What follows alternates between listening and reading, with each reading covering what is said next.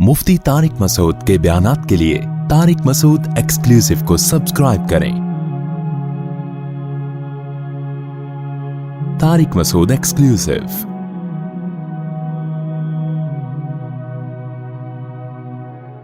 हमारे शेख मुफ्ती रशीद अहमद साहब रहिमहुल्लाह ताला ऐसे खानदानी थे ना, लेकिन मामलात में कैसे क्लियर।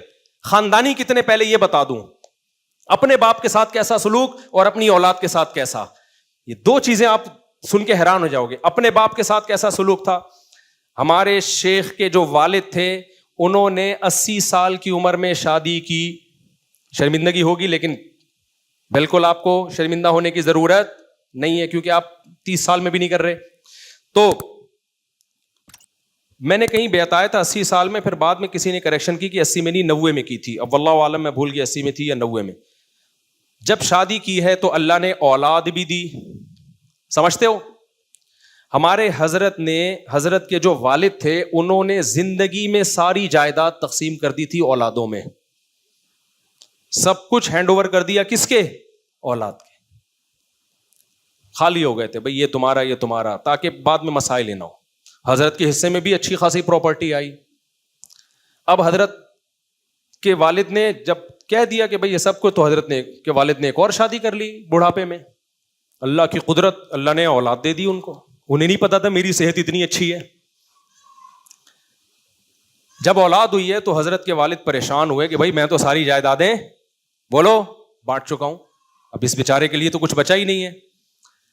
तो हजरत के वालिद ने अब ख्याल किया कि सारे बेटों को बुलाया जाए और उनसे वापस ली जाए थोड़ा थोड़ा हिस्सा, कि भाई अपने हिस्सों। अब क्योंकि जब आप किसी को कोई चीज गिफ्ट में दे दें और हैंड ओवर कर दें तो वो उसका मुकम्मल मालिक बन जाता है। तो हजरत के वालिद ने सोचा कि भाई वापस ले लेता हूं, थोड़ा थोड़ा करके, सबसे थोड़ा थोड़ा करके इस बेटे के लिए भी कुछ रख देता हूं। सबको बुलाया। हमारे हजरत को जब बुलाया और हजरत के वालिद ने कहा, देखो कैसा उसूल पे चल रहे हैं, जबरदस्ती नहीं ले रहे, क्योंकि मिल्कियत में दे चुके हैं।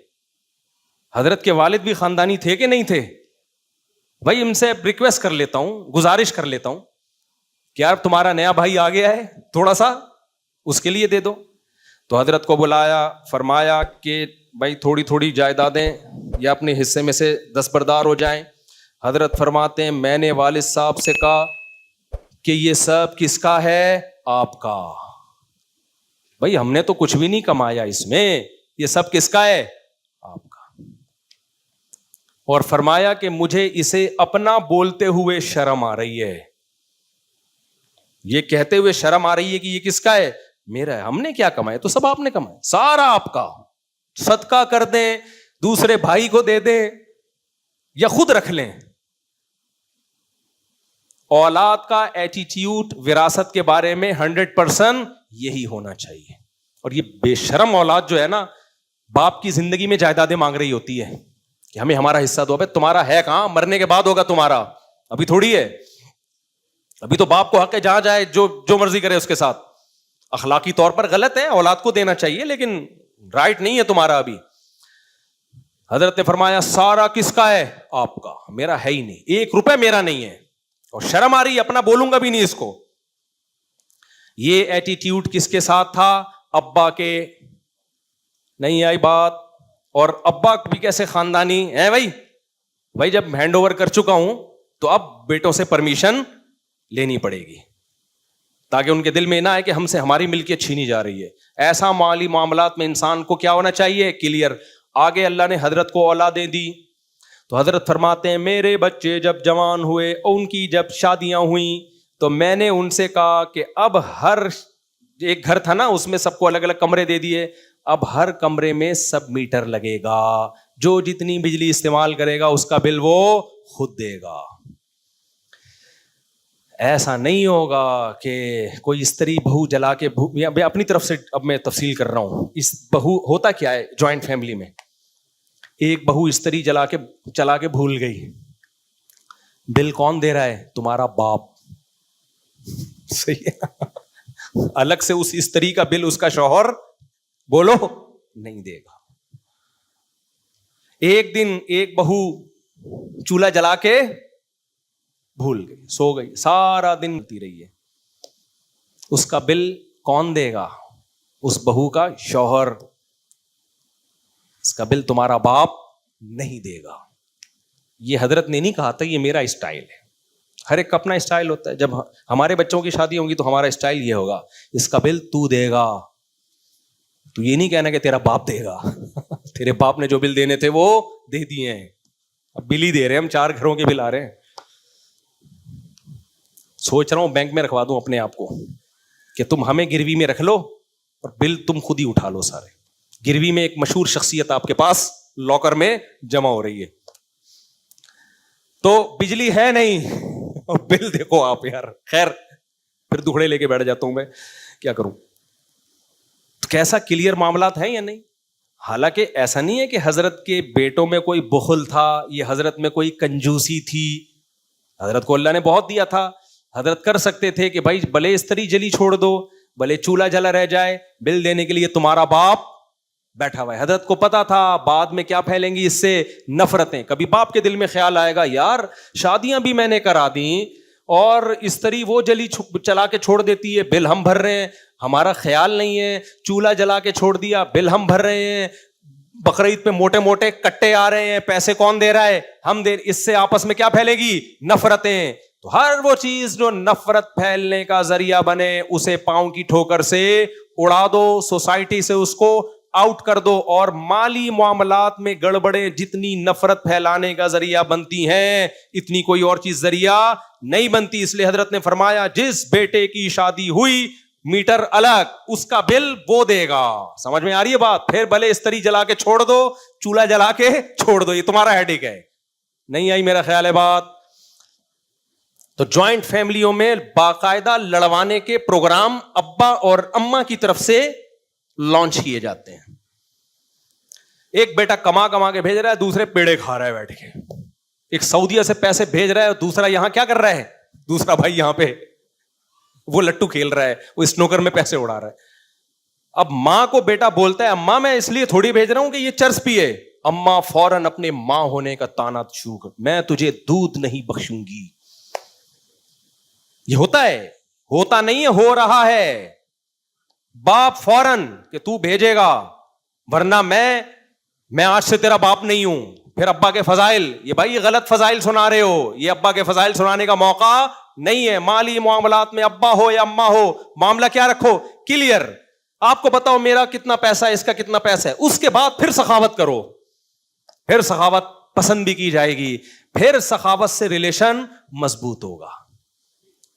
समझ रहे हो, फिर रिलेशन मजबूत।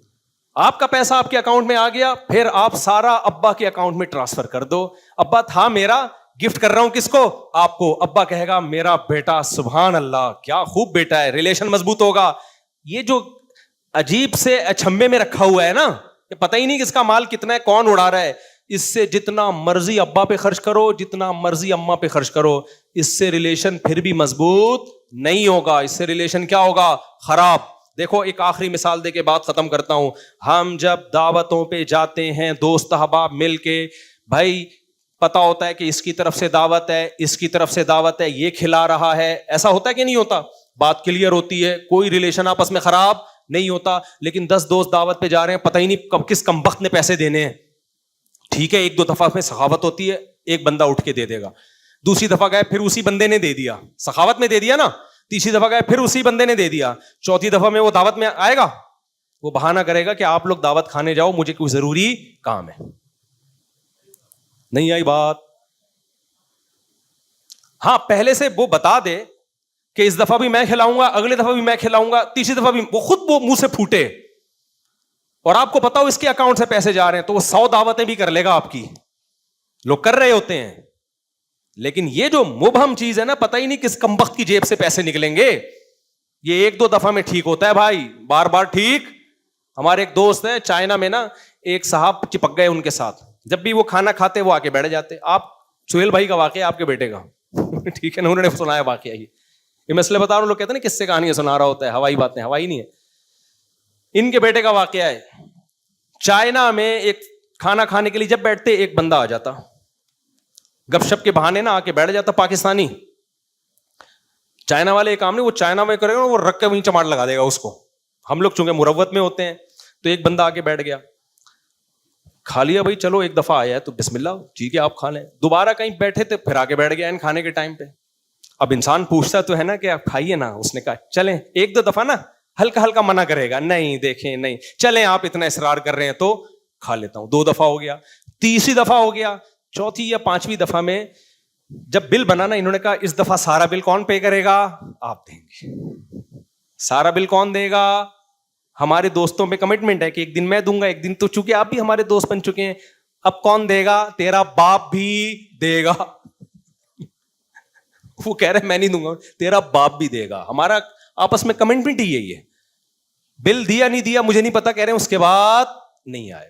تو یہ جب 4-5 دوستوں میں لڑائیاں ہو جاتی ہیں اتنی سی بات پہ, تو گھروں میں 1-1 سال 2-2 سال 10-10 سال سے جب پیسوں کے لین دین کا ہی نہ پتا ہو, تو وہ آپس میں نہیں لڑیں گے کیا؟ تو خونی لڑائیاں ہوں گی. تو پیسوں کے معاملات میں داڑھی ٹوپی پگڑی مت دیکھا کرو. تو یہ سب چیزیں ایک طرف رکھ دیا کرو میرے بھائی. پیسوں کے معاملات میں کیا ہونا چاہیے؟ کلیئر. جب کلیئر معاملے ہو گئے پھر احسان کرو. یہ میرا بھائی ہے, یہ بنٹے کھیل جا کے, یہ لے پیسے, لٹو کھیل, یہ دیکھ میرے تجھے الگ سے چرس کے پیسے الگ سے دے رہا ہوں, میرے پہ بنتے نہیں ہیں, دے رہا ہوں. دے نہیں, لیکن ایک مثال دے رہا ہوں میں کہ غلط چیز پہ بھی خرچ پتا تو چل رہا ہے نا کس کا پیسہ خرچ ہو رہا ہے. ابھی جو سسٹم چل رہا ہے اس میں تو چرس پیتا رہے گا اور دھونس آپ کے اوپر جماتا رہے گا, بولے گا بھیج اور پیسے بھیج. کیونکہ گھر جب سب کی ذمہ داری ہے تو تیری بھی ذمہ داری ہے, تو گھر میں تو سب کچھ آتا ہے نا, سب کچھ سب مشترکہ خرچ ہوگا, تو پھر تو یہی حساب ہوگا جو ہو رہا ہے. اللہ ہمیں عقل عطا فرمائے, مالی معاملات کو کلیئر کرنے کی توفیق عطا فرمائے. وما علینا الا البلاغ.